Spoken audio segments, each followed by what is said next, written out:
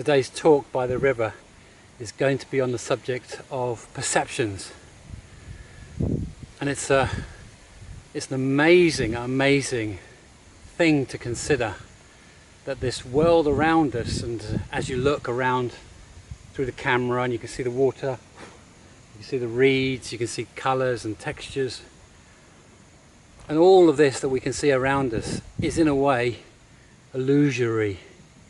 It is the world of illusions, as Plato once said.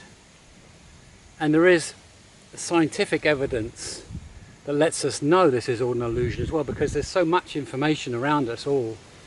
Things we can see and hear visibly and audibly, and through our senses, all the senses, and so much more outside of our senses as well. Like within the light spectrum we have ultraviolet, infrared, that we can't see, and there's also pitches of sounds that we can't possibly hear.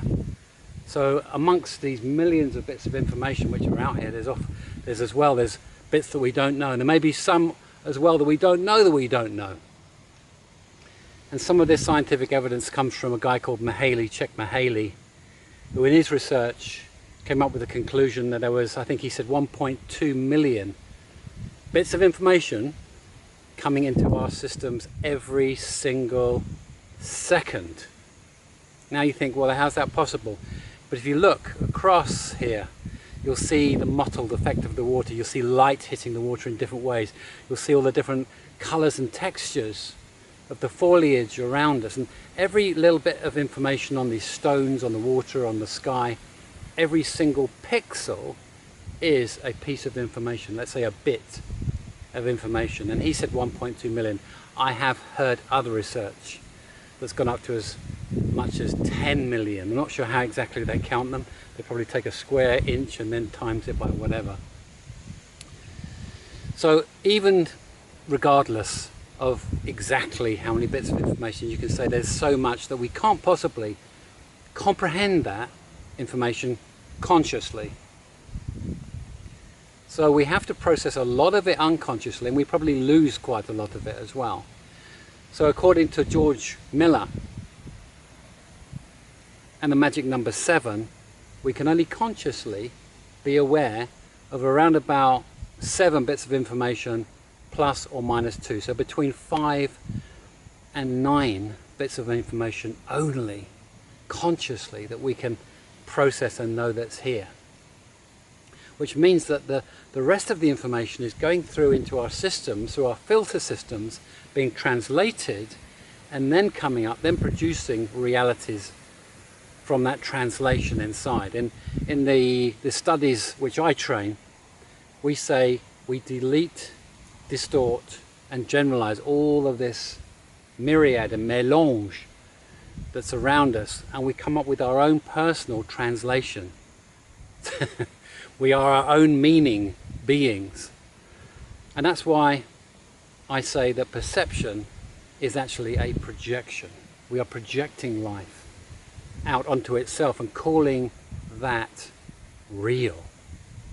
Amazing, hey? The dragonfly thinks so too. And as an example of this, this is now a truth for me. It's not just a theory or something that I say it's great to impress people. It's embodied. And I've seen how my own life works from my own perceptions, how reality is governed, how what's attracted to me is governed by what's inside of me. And I'll give you a story which will underline this completely.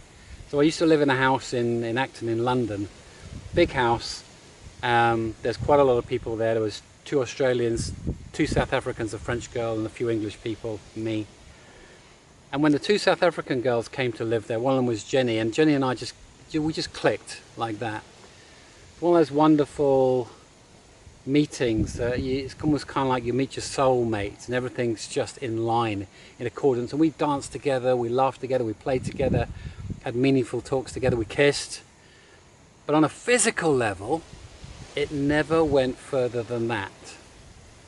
And I always thought, well, you know, what's wrong with her that it's not going physically further than that? You know, everything's correct here. What's wrong with her that she can't see that we can go further on that level? And I couldn't really work that one out.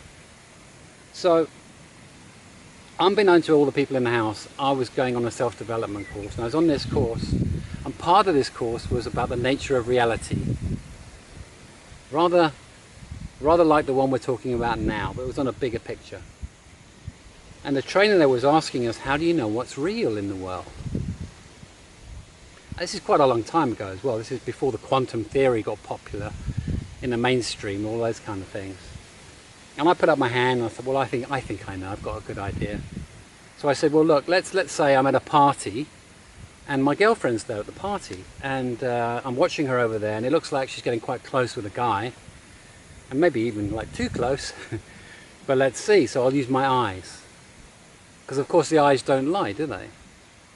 But the next thing I'll do, to check my eyes, I'll go over and I'll speak to her and say, you know, do you like the guy? Because it's fine, you can tell me, and, you know, I just like to know. And then I'll listen to what she says and hear it and hear the truth of that, because the ears don't lie, do they? Ears don't lie.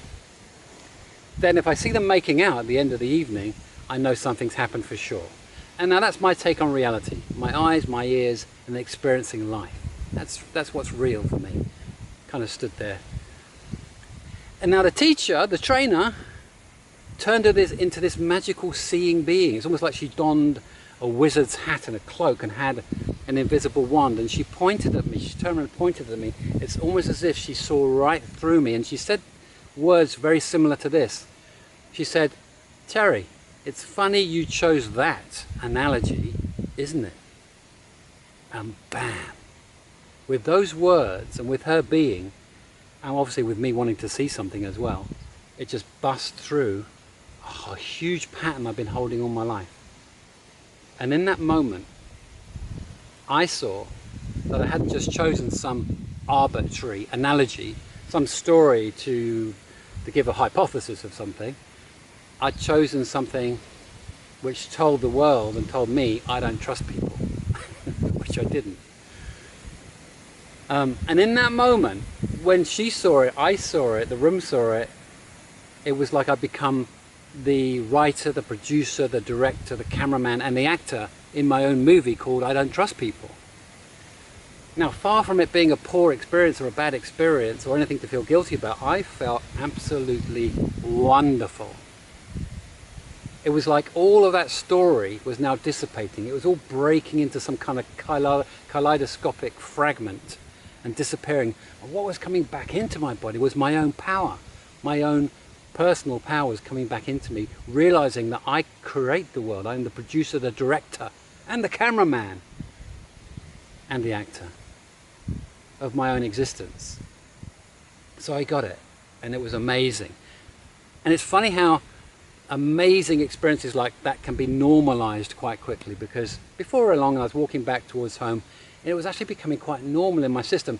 It is normal because it was always normal. It was always that way. You just found the truth of it. Anyway, I didn't know what was just about to happen, because it can be quite, you know, you can get something on a mental level, but it doesn't mean you've embodied it and your body's actually experienced it. So life will generally give you challenges on the physical level, or examples on the physical level to show you, have you really got it? Have you half got it? Did you get it at all? Anyway, so I walked back to my house, put the key in the door, now remembering that the girls in the house had no idea where I'd gone that day. I opened the door, and the 3 girls that were living in the house came running down the corridor and gave me a great big group hug for no reason. They gave me a great big hug for no reason. Well, for a reason that I don't even know today, and maybe they don't either. And that night, that very same night, Jenny and I went just that little bit further than we'd ever gone before on the physical level. So then I woke up to the reality, how reality works. When we talk about things like the law of attraction, they can be quite abstract, the quantum field and how it works.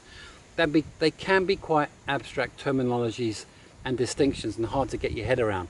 But when you have an experience like that, where you bust an old pattern, where the physical world is a certain way, you bust a pattern, you break a perception, and then the physical world relates to you in a completely different way, then we're talking about knowledge about how the law of attraction works.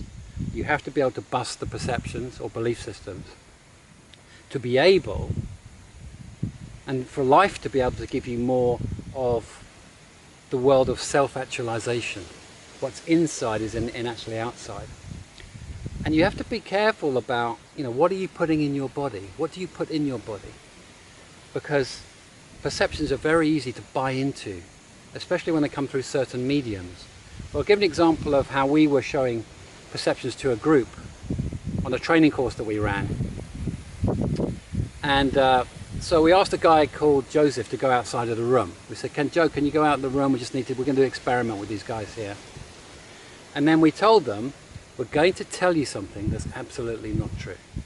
What we're going to tell you next is absolutely not true. Okay, everybody ready? Right, that guy out there, Joseph, he killed his best friend's dog. And that's absolutely not true. It's a fabrication. We made it up, not true. And we burbled on a little bit longer and then sent everybody on a break, including Joe. Now, what happened was everybody avoided it in any kind of meaningful way. Everybody avoided Joe during that break. We brought them back and we said, what was that all about? And they said, what? And we said, well, did you not notice you avoided? They said, well, yeah, well, no, we weren't talking to him, but we don't know why. What was it like for you, Joe? He said, I felt just so alienated. I felt so separate from the group. Nobody was, normally, I'm part of the group. I'm gregarious. I think people are talking to me. It was like being a ship in the night. No contact whatsoever during that break. So what do? We told people it wasn't true, and then we put something in there. But as soon as if there's rapport between you and the person who's giving you the message, if there's rapport, it will go into the neurology and be considered. And once it's considered, the truth of it then is unknown. The truth is unknown unless you are able to either stop the perception coming in or retranslate it consciously. There will be some truth in there, which you'll be acting out of that particular truth. Which is why when I go into organisation or corporations, the first thing that I try to do is clear up all of the back talking, all the backstabbing and back talking, and get the poison out of the system before I even try and train them in skill sets, or do the skill sets and do the removing of the poison at the same time. Because that poison and those perceptions is what kills companies. It's what kills the team spirit of a group, and they're very important, obviously. So when we're talking about stopping perceptions coming in, one of the most easily what did the Borg used to say? They used to say assimilate, yeah. One of the easiest assimilations of media is through the television, because the television is the language, the very language of your unconscious mind, your deepest part of you. So TV is in pictures, sounds and feelings. They put that across you in those ways. So emotions come through, pictures come through, and sounds come through. And because of the brilliance of those pictures, sounds and the feelings that they're giving across you, they go straight in without any translation and without any filter system on your behalf. You're not manually filtering most of those adverts or movies or messages or the news that comes through to you. So they go straight in, and at that point it's very difficult to clear them out again once they've gone in, unless you're automatically, manually filtering the information. It is going straight into the unconscious level. So you have to be so important, it's so important that you're able to build in your own filter system to keep out what you don't want and accept what you do want. Now that might seem like, wow, that's too much control, isn't it? But it is the same as feeding your face in a way. Now you wouldn't just accept food if it was stuffed in your face without you filtering it and deciding that that's the food for you. I mean, we do that to a certain extent anyway, because the adverts, those food adverts are coming through the TV and through the media of some sort or other. But if it's just stuffed in your mouth with no resistance at all from you, you wouldn't accept it. But you easily accept what's coming in through the media, through the news channels, through perceptions given through to you newspapers or the radio and such and such and such. And those perceptions, you will then translate those perceptions back out into life, and life will give you a reflection back again on those particular perceptions. And because you have it as now reality, life is going to give you that as real back as well. So watch out for what newspapers you read and what TV channels you watch, because that's what you'll become, and that's the universe that you will create around you. And as another example of that, there's a story of the two zoologists who were giving a brief, and these guys could have been brothers, they're identical in their training, learning, age and everything. They were given a brief to befriend the gorilla community of this particular zoo so they could do more research. So they went in, and after a period of time, one guy was completely accepted and the other guy was rejected, and they couldn't work it out. These guys, they're just the same. Why is one rejected? What deodorant is one using and the other one not using? Anyway, eventually they worked it out that the guy that had been rejected had a concealed gun on his person. Now, it couldn't be seen by the gorillas, it couldn't be smelt by the gorillas, but they picked up on a transmission that was coming from the guy that they didn't like. And you can imagine what it could have been. It could have been like, I don't trust the situation, I'm going to kill you before you kill me, you know, I don't feel safe, any of those kind of things. But when an animal picks up that transmission from you, that makes it a very scary situation. So I think that if you caught the dragonflies, I think they just agreed with us. They came flying through in a troop. So in terms of the power that you have, there's two things about perceptions. One is it's your own personal power. It's your world. I mean, in a saying from the Buddha, it is your mind that creates the world. And that's your own personal power there. How you translate life. You know, in the training courses that I run, we say you delete, distort and generalize all the information so you can actually make it into a package that you can understand. You're going to go crazy if you try and apprehend all of the information around you. But when you do start designing your own inner world and translate the world outside from the world inside into a package that you actually are enjoying, then you become a powerful human being. And when you can clear out old perceptions and old belief systems, then you can start to self-actualize that world that you'd love to see on the outside, because you will start seeing it on the outside, and the reflection will come back to you as self-actualization.